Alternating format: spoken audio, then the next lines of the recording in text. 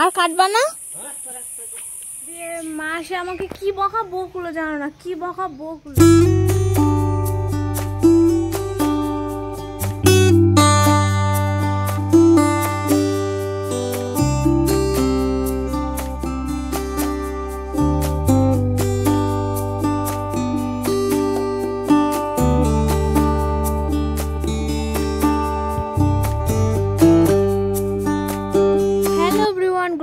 Welcome back to my channel বাপুন.মৌমিতা চ্যানেলের সঙ্গে জানাই আরও একটি নতুন ভিডিওর অনেক অনেক ওয়েলকাম।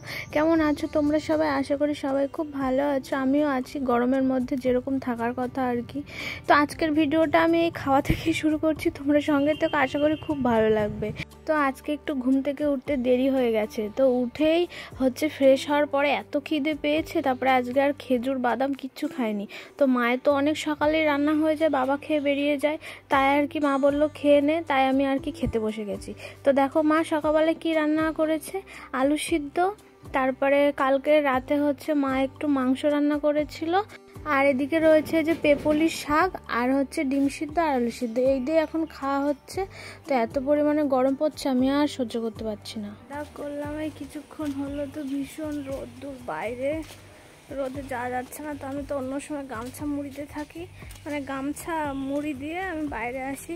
তো তোমরা আবার বলবা যে দিদিভাই সবসময় গামছা মুড়িতে থাকে। তো একটু হাতে মুখে জল দেবো, তারপর কথা হবে। যে একটু বাগানের দিকে যাচ্ছি, তো বাইরে ভীষণ রোদ্দুর। ওইদিকে মা হচ্ছে খড়ি কাটছে, জ্বালানি কাটছে।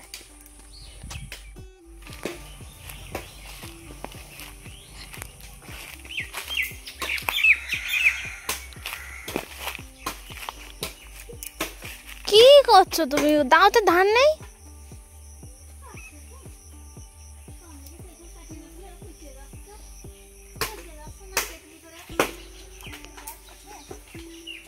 রোদ্দুর গো, মানে এই দুপুরবেলাটা ভীষণ কষ্ট হয়, মানে নিজেকে পুরো পাগল পাগল মনে হয়, কোথায় যে গিয়ে একটু বসবো সেটাই ভাবি।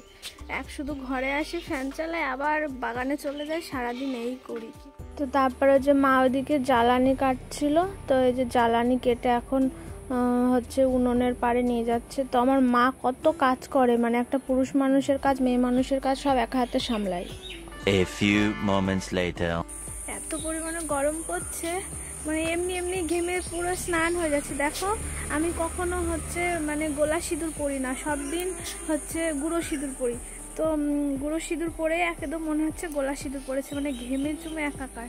তো অনেক দিন বাদে শাড়ি পরলাম, তাও তো অনেক দিন, তাও 4-5 মাস হয়ে গেছে শাড়ি পরি না, ঠিক আছে, গরমে আসলে পারি না।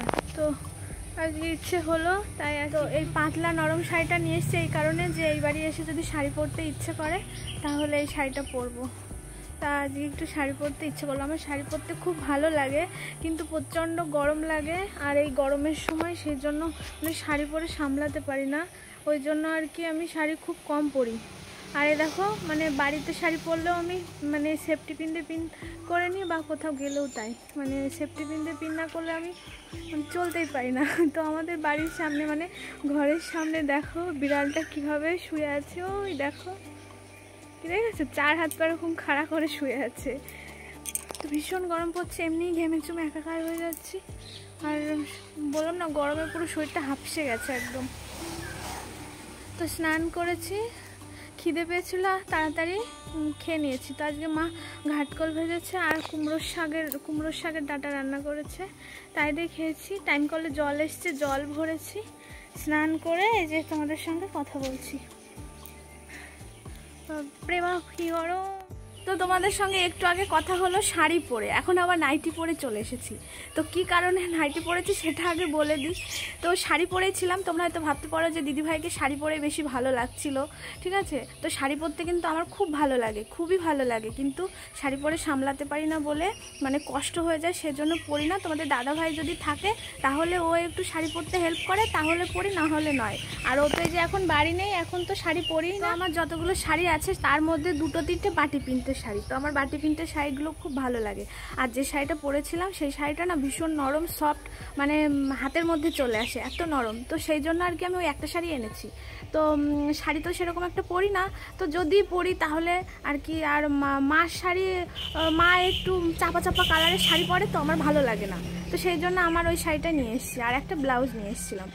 তো এই হচ্ছে ব্যাপার। তো শাড়ি পরেই ছিলাম, তো বাজারের থেকে দাদু হচ্ছে মাছ পাঠিয়েছে, ঠিক আছে। তো আমাদের এই সময় নাকি মাছ মাংস বাইরে থেকে আসলে হুটহাট করে ধরতে নেই, ঠিক আছে, কারণ মানে কিভাবে কি ছুটি দিয়ে কি হয়, সেই জন্য আর কি মাছ মাংস ধরতে নেই এই সময় হুটহাট করে। তো সেই জন্য আর কি, তো আমারও খেয়াল ছিল না, আর মাও কাছে ছিল না যে মাছটা আমার আগুনে ছুঁয়ে দেবে, ঠিক আছে। তো মাছটা দেখে আমি কেটে বেছে ধোয়া হয়ে গেছে, তখন মা এসে বলছে তো এই মাছ হচ্ছে কেউ আগুনে ছুঁয়ে দিয়েছে, আমি বলছি না। দিয়ে মা এসে আমাকে কি বকা বকলো জানো না, কি বকা বকলো, ঠিক আছে। তারপরে সে মাছ ধুয়ে টুয়ে ভেজে টেজে আমি কিচ্ছু করিনি, সেই শাড়ি টাড়ি শুদ্ধ আমি কলে গিয়ে 3-4 বালতি মাথায় জল নিয়ে তাই স্নান করলাম। তো স্নান করে তারপরে যে চেঞ্জ করে তোমাদের সঙ্গে কথা বলছি। তো দেখো এত পরিমাণে গরম পড়ছে, গরমে পুরো একদম ঘেমে চুমে একাকার হয়ে গেছে, পুরো একাকার হয়ে গেছি। তো এই হচ্ছে ব্যাপার। বাপরে বাপ, আমারও খেয়াল ছিল না, আর মাও কাছে ছিল না যে মা ওই মাছটা আগুনে ছুঁয়ে দেবে। আরও এই সময় নাকি মাছ মাংস হুটহাট করে বাইরে থেকে আসলে পরে বা যেখান থেকে আসুক না কেন ধরতে নেই, ঠিক আছে। তো মা আমাকে স্নান করিয়ে ছাড়লো, বললো তুই যেভাবে আছিস সেইভাবে কলে যাবি, গিয়ে স্নান করবি, তারপরে মানে জলও খাবি না, কিচ্ছু খাবি না, স্নান করবি তারপরে খাবি। তো এই হচ্ছে ব্যাপার, ঠিক আছে। তো ভীষণ গরম পড়ছে, গরমে মানে কী যে করবো আমি পাগল হয়ে যাচ্ছে। তো এই কটা দিন যে কিভাবে কাটছে শুধু আমি জানি আর আমার ভগবান জানে, ঠিক আছে, উপরওয়ালা জানে। তো এত পরিমাণে গরম পড়ছে, সত্যি শরীর আর নিতে পারছে না, এত কষ্ট হচ্ছে। আরও তো কাজকর্ম করলে তো আমি শেষই হয়ে যেতাম, মা তো আমাকে কিছুই করতে দেয় না, ঠিক আছে। তো এই গরমের জন্য আমি ঠিকঠাক ভিডিও দিতে পারছি না। ওইদিকে তোমাদের দাদাভাই সারাদিনে সেরকম কথা বলতে পারে না, কাজের জন্য ব্যস্ত থাকে। রাতে শোবার আগে ফোন করে আর বলে যে ভিডিও করতে। ওকে আমি বলি যে আমার কতটা কষ্ট হচ্ছে জানো, তুমি তো এসির মধ্যে আছো, কষ্ট হোক যাই হোক ঠান্ডা ঘরের মধ্যে আছো, আর এইদিকে যা গরম পড়ছে মানে ফ্যানের হাওয়ায় থাকলেও ঝরঝর করে ঘেমে চুমে একাকার হয়ে যেতে হয়। এরকম আমি কোনোদিন মানে গরমে কষ্ট পাই, এটা ভীষণ খারাপ যাচ্ছে, কি করব। এই যে নাকের এই পাশটাতে একটা ফোড়া হয়েছিল, কি ফোড়া জানি না, বেশ ব্যথা ছিল, সেটা তো কোনো রকমে সারলো। আর এই যে এখানে একটা হয়েছে, মানে সমস্যা হলে চারিদিক থেকে সমস্যা মানে আঁকড়ে ধরে, ঠিক আছে। তো কি বলবো, আর খুব শরীরটাও খারাপ যাচ্ছে, এদিকে মনটাও ভালো নেই, ঠিক আছে। মনের মানুষ যদি ভালো না থাকে, নিজের মন কি ভালো থাকে বলো। তো যাই হোক, গরমে তোমাদের কাছে আমি ভিডিও ঠিকঠাক দিতে পারছি না বলে খুবই দুঃখিত। তো তার জন্য অনেক অনেক সরি।